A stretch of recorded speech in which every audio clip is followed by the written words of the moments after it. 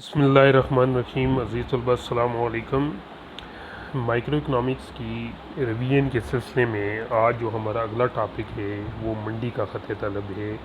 Examination point of view سے consumer behaviour کا یہ ٹاپک بھی بہت ہی امپورٹنٹ ہے۔ پنجاب یونیورسٹی کے جو ایگزام ہوئے تھے اس میں بارہا دفعہ یہ کوشچن آ چکا ہے۔ سب سے پہلے منڈی کا خط طلب، مارکیٹ ڈیمانڈ کرو کیا ہے؟ خطوط عدم ترجیح کے سلسلے میں ہم نے صارف کا جو توازن بیان کیا، پھر صارف کا خط طلب بیان کیا۔ اب ہم اس پوزیشن میں ہیں کہ منڈی کا خط طلب، یعنی منڈی کیا ہے؟ کسی منڈی میں موجود بہت سارے بائرز اور سیلر ہوتے ہیں۔ اگر ہم ان کی تمام کی طلب کے خط کو جمع کر دیں صارفین کی طرف سے، تو ہمیں جو طلب حاصل ہوتی ہے یا جو ہمیں لائن حاصل ہوتی ہے وہ منڈی کا خط طلب ہوتا ہے۔ اس بات کو بیان کرنے کے لیے ہم یہ دیکھتے ہیں کہ منڈی کا خط طلب کس طریقے سے ہم بیان کر سکتے ہیں۔ گزشتہ لیکچر میں ہم نے صارف کا خط طلب بیان کیا تھا جو کہ انفرادی طلب کو جمع کرنے سے حاصل ہوتا تھا۔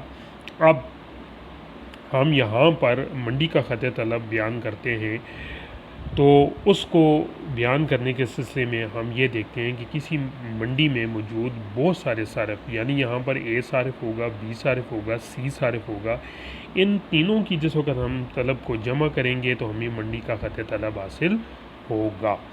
اب یہاں پر یہ دیکھیں جی، قیمت جس وقت 4 تھی تو اے صارف کی طلب 1 تھی، بی کی 2 تھی، سی کی 3 تھی، اور اگر ہم ان تینوں کو جمع کریں 1 جمع 2 جمع 3 تو ہمیں کیا حاصل ہوتا ہے؟ 6 حاصل ہوتا ہے۔ اسی طریقے سے جس وقت قیمت گر کر 3 ہوئی تو صارف کا خط طلب 2 تھا۔ اب یہاں پر بی صارف کا 3 تھا، سی صارف کا 4 تھا، ان کو جمع کریں تو کیا حاصل ہوتا ہے؟ 9۔ اسی طریقے سے جس وقت قیمت 2 تھی تو اے صارف کی طلب 3 تھی، بی کی 4 تھی، سی کا 5 تھا، ان کو جمع کریں حاصل کیا ہوتا ہے؟ 12۔ اسی طرح جس وقت قیمت 1 تھی تو اے صارف کی طلب 4 تھی، بی صارف کی طلب 5 تھی، سی صارف کی طلب 6 تھی، اور جو ہمیں منڈی کا خط طلب حاصل ہوتا ہے وہ کیا ہوتا ہے جی؟ 15 حاصل ہوتا ہے۔ بس عزیز طلباء، اس گوشوارے کو مد نظر رکھ کر بہت آسان سا ہے، صرف سمجھنے کی ضرورت ہے۔ اگر ہم تمام صارف کی خط طلب کو جمع کریں گے تو ہمیں مارکیٹ ڈیمانڈ کرو حاصل ہوگا۔ اب اس مارکیٹ ڈیمانڈ کرو کو اگر ہم گوشوارے کے ذریعے کی مدد سے ڈائیگرام پر اظہار کریں، کچھ اس قسم کو ہوگا۔ ایکس ایکسس پر ہم کوانٹٹی آف ایکس اور پی، وائی ایکسس پر 1 2 3 4 ہے۔ اب جس وقت پرائس 4 تھی تو ہمیں A1 پوائنٹ حاصل ہوا، جس وقت پرائس 2 تھی تو ہمیں A2 پوائنٹ حاصل ہوا، جس وقت پرائس 3 تو ہمیں A3 حاصل ہوا، plus A = A1 + A2 + A3 جو ہمیں لائن حاصل ہوتی ہے، یہ مارکیٹ ڈیمانڈ کرو یعنی A کا۔ جس وقت قیمت کم ہو کر 3 ہو جاتی ہے تو اس وقت ہمیں B1 B2 B3 حاصل ہوتا ہے۔ اگر ہم ان کو جمع کریں تو آخر میں ہمیں B = B1 B2 + B3 حاصل ہوتا ہے۔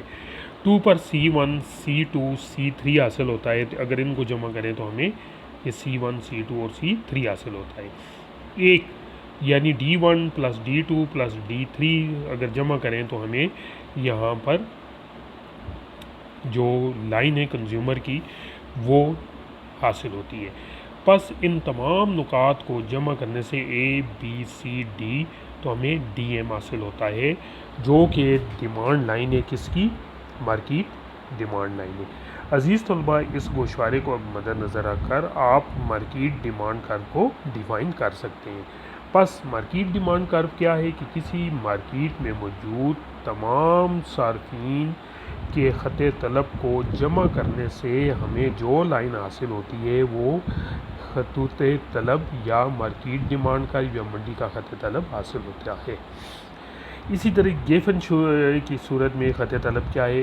عزیز طلباء، اثر قیمت کے تحت، استبدالی اثر کے تحت اور سبسٹیٹیوشن اثر کے تحت ہم بیان کر چکے ہیں کہ گفن اشاع کی صورت میں خط طلب کیا ہوتا ہے جی؟ مثبت ہوتا ہے۔ اس کو مزید ایکسپلین کرنے کے لیے یہاں پر ہم دیکھتے ہیں کہ ایکس ایکسس پر گفن گڈز ہیں اور یہاں پر وائی پر ایکسس پر آئی ہیں وائی گڈز ہیں۔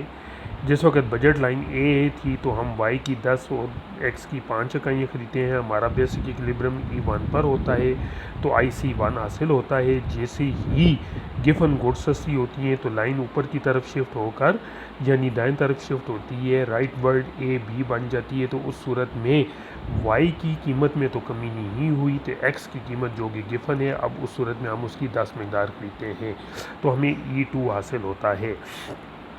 پس جی اور ایچ کو نکات کو ملانے سے ہمیں ڈیمانڈ لائن حاصل ہوتی ہے کس کی؟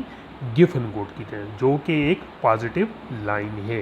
عزیز طلبہ، یہ بھی ایک کوشچن آیا ہوتا کہ ڈیمانڈ کرو in case of Giffen goods کیا ہے، تو یاد رکھیے گا کہ عام حالات میں ہمارا ڈیمانڈ لائن کیا ہوتی ہے؟ نیگیٹو سلوپ میں ہوتی ہے، لیکن گفن گڈز کیس میں ہماری ڈیمانڈ کیا ہو جائے گی؟ پازیٹیو ہوگی، جو کہ آپ کی فگر نمبر 36 میں واضح طور پر دکھائی دے رہی ہے۔